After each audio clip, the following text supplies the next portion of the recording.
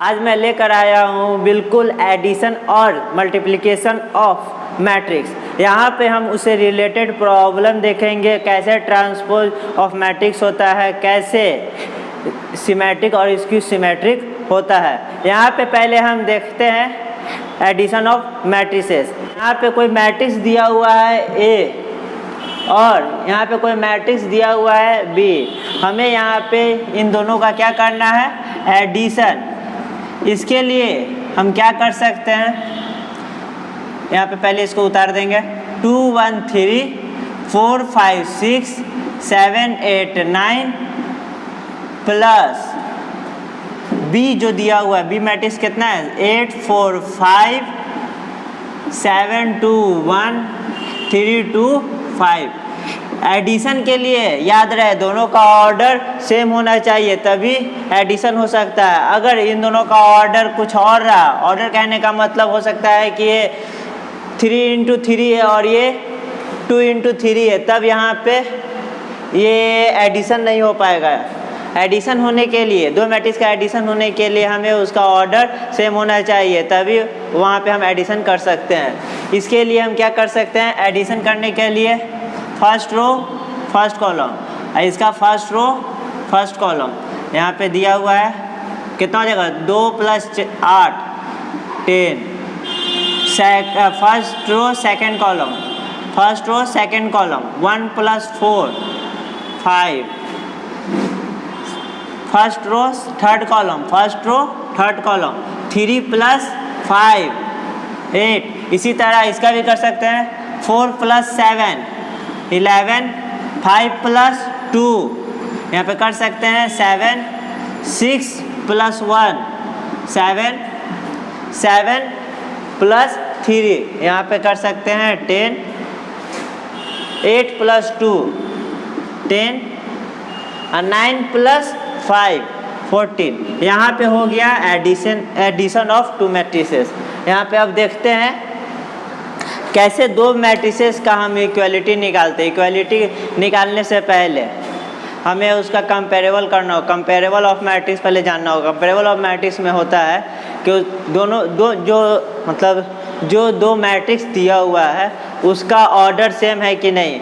अगर एक कोई मैट्रिक्स है उसका ऑर्डर m × n है और b कोई मैट्रिसेस है तो उसका ऑर्डर भी m × n होना चाहिए, तभी उन दोनों का हम कंपेयर कर सकते हैं। और उसके बाद हम इक्वलिटी चेक करते हैं। मतलब अगर कोई a यहाँ दिया हुआ है, अगर यहाँ पे कोई मैट्रिसेस दिया हुआ है, इसको a मान ले और इसको b मान ले, इक्वलिटी चेक करने से पहले या इक्वलिटी में जो वैल्यू दिया उसको फाइंड करने से पहले क्वेश्चन में दे देता है a = b। इक्वलिटी में दो मैट्रिक्स क्या होते हैं, आपस में बराबर होते हैं। यहाँ पे हम देख सकते हैं x + 3 0 के बराबर होगा, x + 3 0 के बराबर होगा, मतलब x = -3। 2y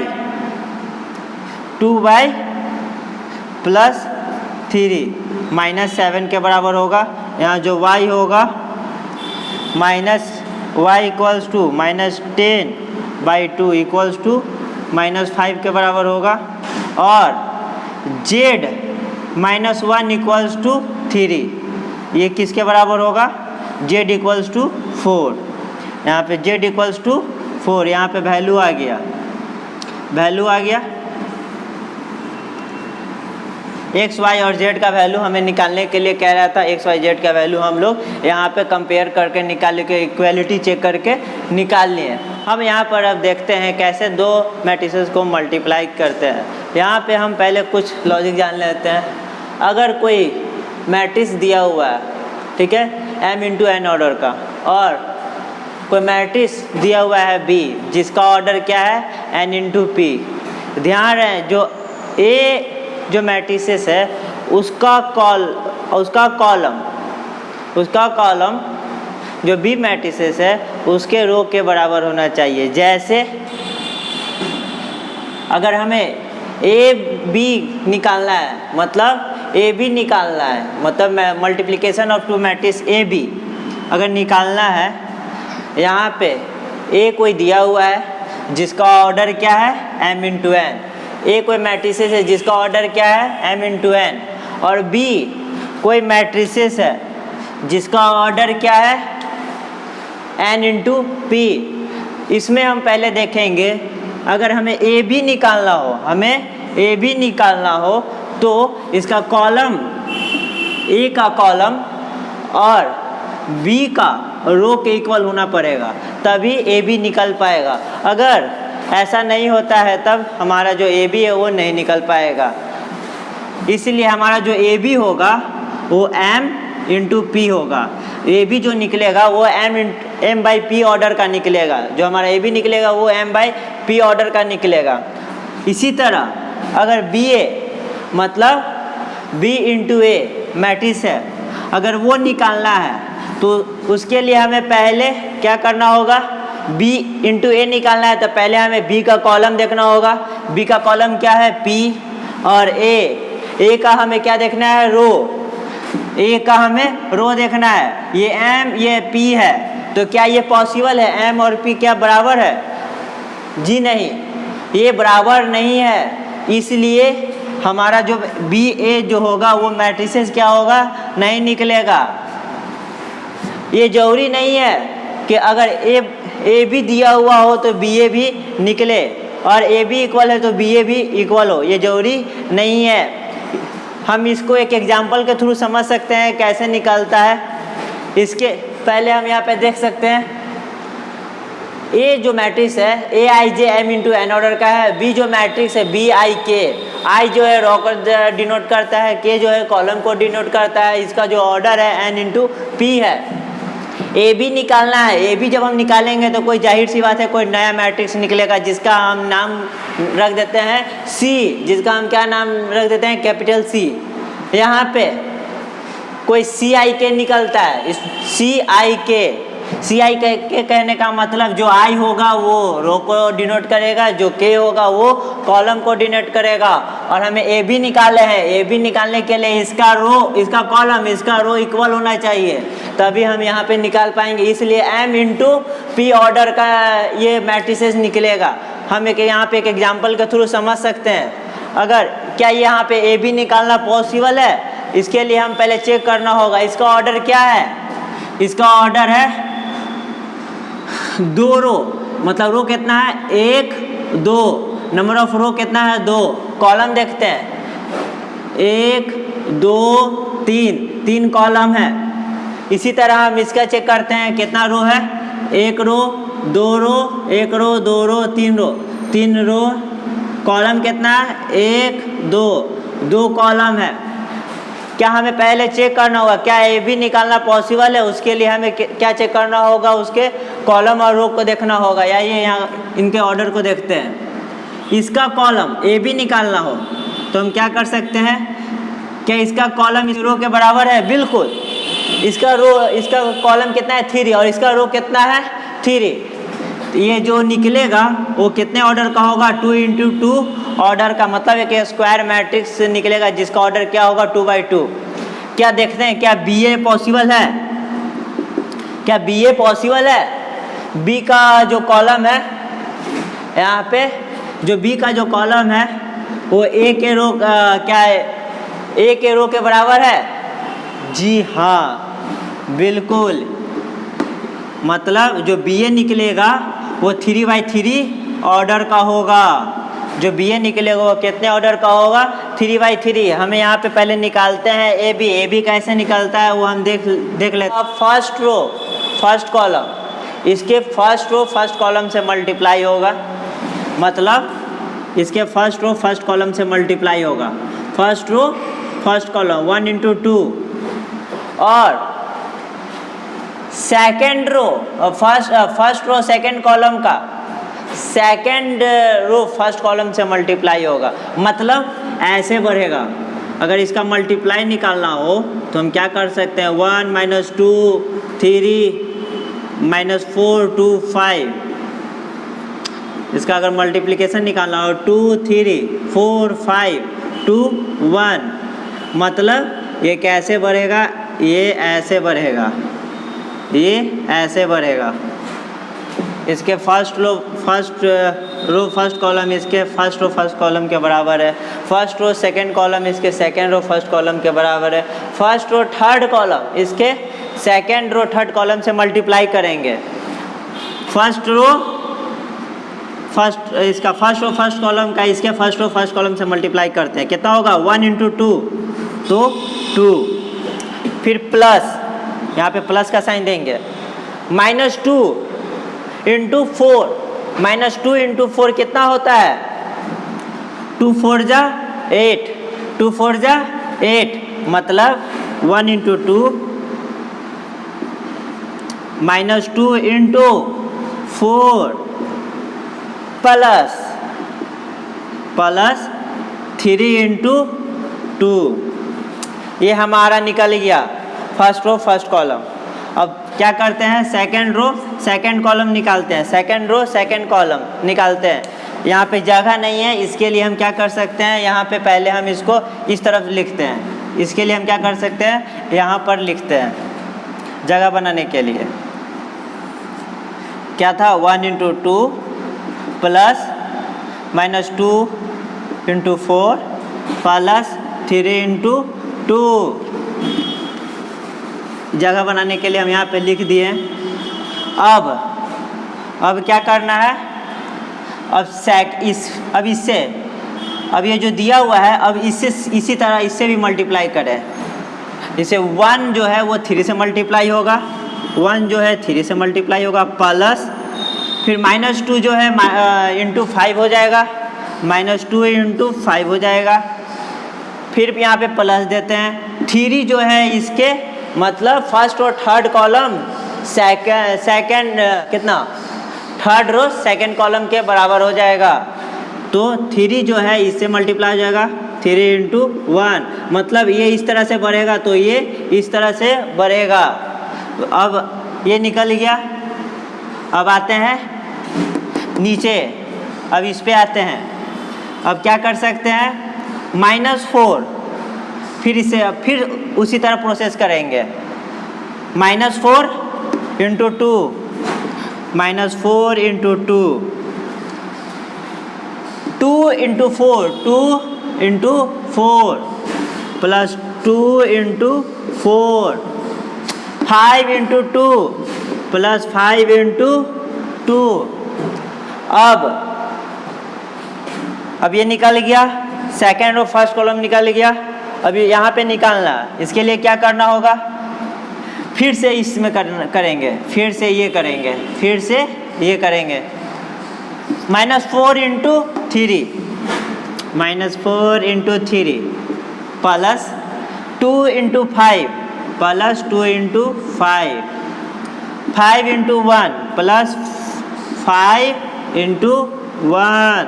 ये हमारा क्या निकल गया 2/2 का मैट्रिक्स निकल गया, 2/2 ऑर्डर का क्या निकल गया मैट्रिक्स। अब यहाँ पे देख सकते हैं, इसको सॉल्व करते हैं। इसको सॉल्व करने के लिए हम क्या कर सकते हैं 2 + 2 2 × 4 -8 प्लस 6 3 -10 प्लस 3। अब -8 प्लस 8 प्लस 10 -12 प्लस 10 प्लस 5। ये हमारा 2/2 ऑर्डर का मैट्रिक्स निकल गया। इसको सॉल्व कर लेते हैं। 6 -8 -2 आप प्लस 2, तो यहाँ पे हो जाएगा 0 6 -10 -4, ये 0 तो ये 10, ये कितना हो जाएगा 15 - 12 कितना हो जाएगा 3। हमारा जो मैट्रिक्स आया वो क्या आया, हमारा जो मैट्रिक्स आया वो क्या आया, हमारा ये रिजल्ट आता है 0 -4 10 और 3। ये हमारा कितने ऑर्डर का है 2/2 ऑर्डर का मैट्रिक्स निकल गया। इसी तरह आप B × A भी निकाल सकते हैं, इसी तरह बी इंटू ए भी निकाल सकते हैं, जो कि हमारा क्या आ जाएगा 3/3 का मैट्रिसेस आ जाएगा। अब यहाँ पे हम देखते हैं transpose of A matrix. Transpose of A matrix क्या होता है, इसमें जो होता है और कोई कोई मैट्रिक्स है, ठीक है, उसमें जो आई जे जो रो एंड कॉलम है उसका अगर हम ट्रांसपोज करते हैं तो जो रो है वो कॉलम हो जाता है, जो कॉलम है वो रो हो जाता है, जिसका ऑर्डर है वो चेंज हो जाता है। अगर कोई m इंटू एन ऑर्डर का है, अगर उसका हम ट्रांसपोज करेंगे तो क्या हो जाएगा n इंटू एम। यहाँ पे हम देख सकते हैं, यहाँ पर हम देख सकते हैं ए कोई दिया हुआ है, इसका हम क्या निकालते हैं ए आई जे कोई दिया हुआ है m इंटू एन ऑर्डर का, इसका अगर हम ट्रांसपोज निकालते हैं, ट्रांसपोज निकालने के लिए क्या कर सकते हैं, ए दिया हुआ है, इस पर हम लोग ये नोट का साइन दे देते हैं, तो ये क्या हो जाता है, ये ट्रांसपोज का साइन है ये, और इसका जो रो है वो बदल जाता है, रो कॉलम आपस में एक्सचेंज हो जाते हैं। और देख सकते हैं यहाँ पे m इंटू एन ऑर्डर का था, यहाँ पे n इंटू एम ऑर्डर का हो गया। हम इसको एक एग्जाम्पल के थ्रू आराम से समझ सकते हैं। आइए देखते हैं क्या होगा।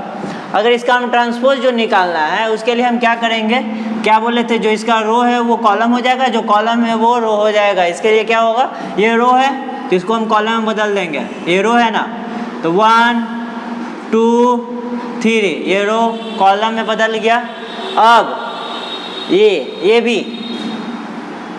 भी रो में है तो इसको बदल देंगे, ठीक है, तो 2 0 5 ये हमारा क्या हो गया, ये मैट्रिक्स क्या हो गया ट्रांसपोज, जो कितने ऑर्डर का है 3 रो 2 कॉलम। यहाँ पे हम देख सकते हैं इसका रो और कॉलम आपस में क्या हो गया, एक्सचेंज हो गया। हम यहाँ पर ट्रांसपोज जो मैट्रिक्स है उसको एक और एग्जांपल के थ्रू समझते हैं, जो होगा 3/3 ऑर्डर का।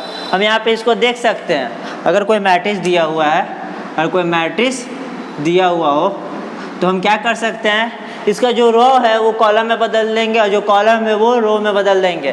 पहले तो हम निकाल देंगे, इसका ट्रांसपोज का जो साइन है वो डिनोट कर देंगे, रिप्रेजेंट, और क्या करेंगे, जो इसका जो रो है वो कॉलम में चला जाएगा 4 1 3। देखिए ये जो रो है वो क्या है, कॉलम में चेंज हो गया। फिर ये 6 2 9 ये क्या है 9। फिर यहाँ पे 7 8 10 हमारा जो ये क्या हो गया, ये 3/3 ऑर्डर का। अगर कोई स्क्वायर मैट्रिक्स दिया हुआ हो, अगर उसका हम ट्रांसपोज निकालते हैं तो उसका जो ऑर्डर होगा वो चेंज नहीं होगा। मतलब अगर n इंटू एन का है तो जो उसका ऑर्डर होगा n इंटू एन होगा। और इसी तरह हम आगे देख सकते हैं, अगर कोई मैट्रिक्स दिया हुआ उसका ट्रांसपोज निकाले और वो वापस a आ गया, और कोई मैट्रिक्स निकालें अगर उसका ट्रांसपोज निकालें तो वो वापस ए आ गया, तब हम कह सकते हैं कि वो जो मैट्रिक्स दिया हुआ है वो सिमेट्रिक मैट्रिक्स है। इसी तरह अगर कोई मैट्रिक्स दिया हुआ हो उसका ट्रांसपोज निकालें, वो -a आ गया, वो -a के बराबर आ गया, तब हम कह सकते हैं वो जो मैट्रिक्स दिया हुआ है वो क्या हो सकता है, वो स्क्यू सिमेट्रिक होता है। आइए हम देखते हैं स्क्यू सिमेट्रिक और सिमेट्रिक का एक एग्जाम्पल। इसी तरह हम स्क्यू सिमेट्रिक और सिमेट्रिक को हम एक एग्जाम्पल के थ्रू समझ सकते हैं। देखते हैं क्या होता है।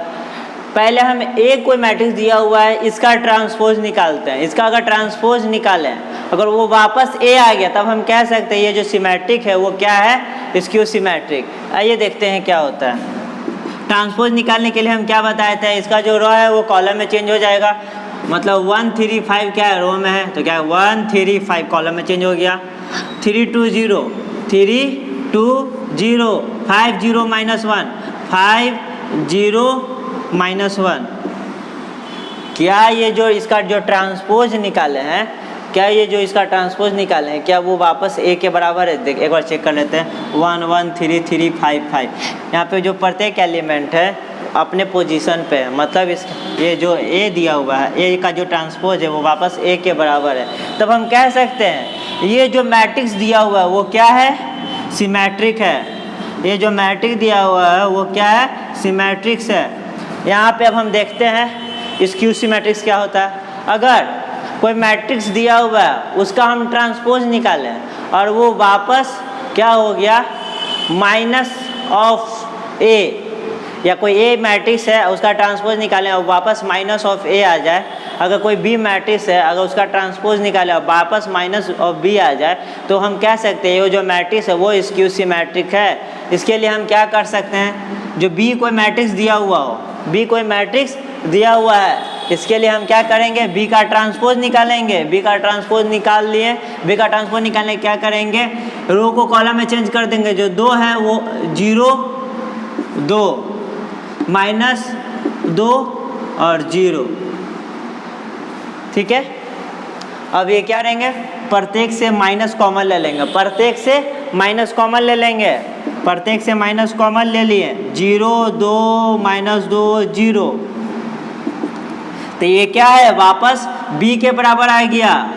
मतलब हम कह सकते हैं जो b का ट्रांसपोज है वो अगर माइनस ऑफ b के बराबर आ जाए तो हम कह सकते हैं ये जो मैट्रिक्स दिया हुआ है वो क्या है, स्क्यू सिमेट्रिक्स, स्क्यू सिमेट्रिक्स,